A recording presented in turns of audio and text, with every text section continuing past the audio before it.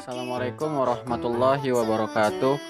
Nama saya Adi Budi Satrio dari kelas 11 MIPA 1. Di video kali ini saya akan menjelaskan bagian-bagian dari sel hewan.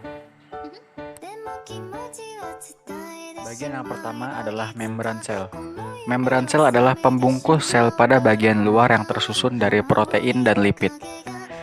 Fungsi dari membran sel sendiri yaitu mengatur keluar masuk nutrisi dan mineral. Yang kedua, sebagai pembungkus atau pelindung sel. Yang ketiga, menerima rangsangan dari luar. Dan yang terakhir, tempat berlangsungnya berbagai reaksi kimia. Dan yang kedua adalah sitoplasma. Sitoplasma adalah bagian sel yang berupa cairan sel dan memiliki bentuk seperti gel. Sitoplasma bersifat koloid kompleks, yaitu tidak cair dan tidak padat, sehingga dapat berubah tergantung dengan konsentrasi airnya. Fungsi dari sitoplasma sendiri ada dua fungsi utama, yaitu sebagai sumber bahan kimia sel dan tempat berlangsungnya metabolisme sel. Bagian yang ketiga adalah mitokondria. Mitokondria adalah organel terbesar yang berguna sebagai mesin dalam sel. Organel ini memiliki dua bagian lapis membran yang lekuk-lekuk yang biasa disebut dengan istilah kritas. Mitokondria memiliki dua fungsi utama, yaitu sebagai respirasi seluler dan sebagai penghasil energi dalam bentuk ATP. Bagian yang keempat adalah retikulum endoplasma. Retikulum endoplasma adalah organel yang memiliki bentuk benang-benang yang terdapat di inti sel. Retikulum endoplasma terbagi atas dua, yaitu retikulum endoplasma halus dan retikulum endoplasma kasar. Retikulum endoplasma halus adalah berperan tidak melekat dengan ribosom, sedangkan retikulum endoplasma kasar adalah dapat melekat pada ribosom.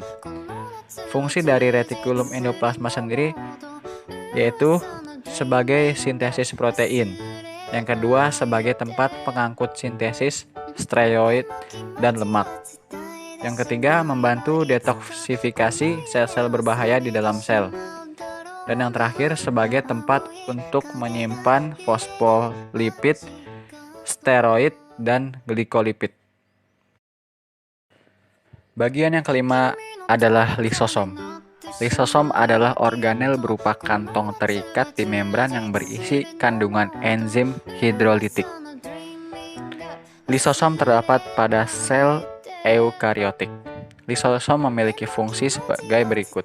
Yang pertama, untuk mengontrol pencernaan intraseluler.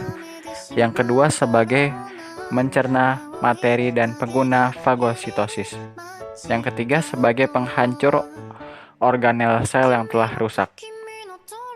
Dan yang keempat, sebagai pemasukan makromolekul dari luar menuju ke dalam sel dengan mekanisme endositosis.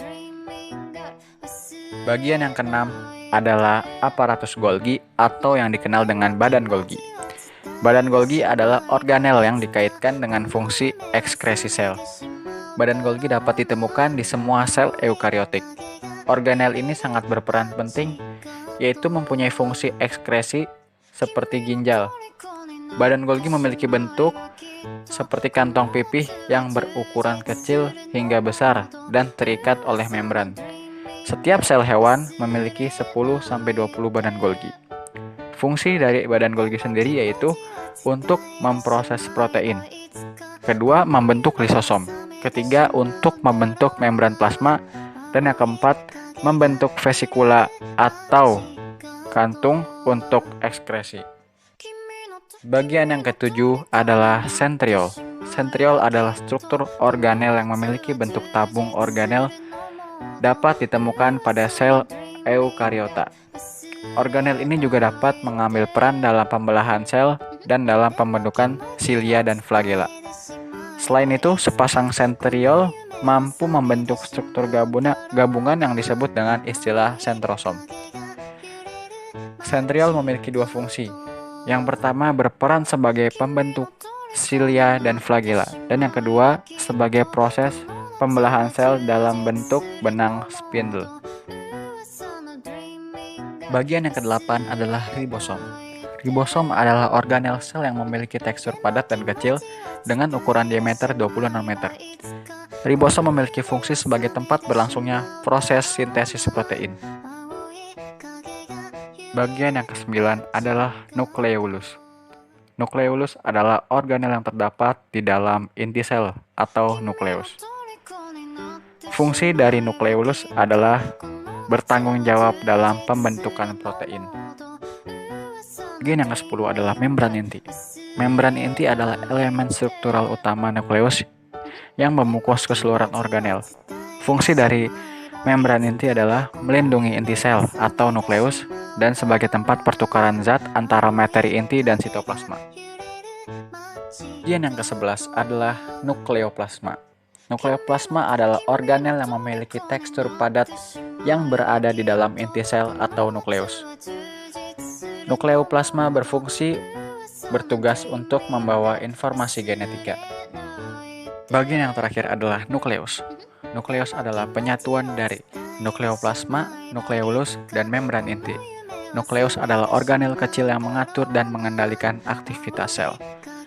Fungsi dari nukleus antara lain, yang pertama tempat terjadinya replikasi, yang kedua menyimpan informasi genetik, yang ketiga untuk menjaga integritas gen-gen, yang keempat mengendalikan proses metabolisme dalam sel, dan yang kelima mengontrol aktivitas sel dengan mengelola ekspresi gen. Demikian penjelasan mengenai bagian-bagian dari sel hewan.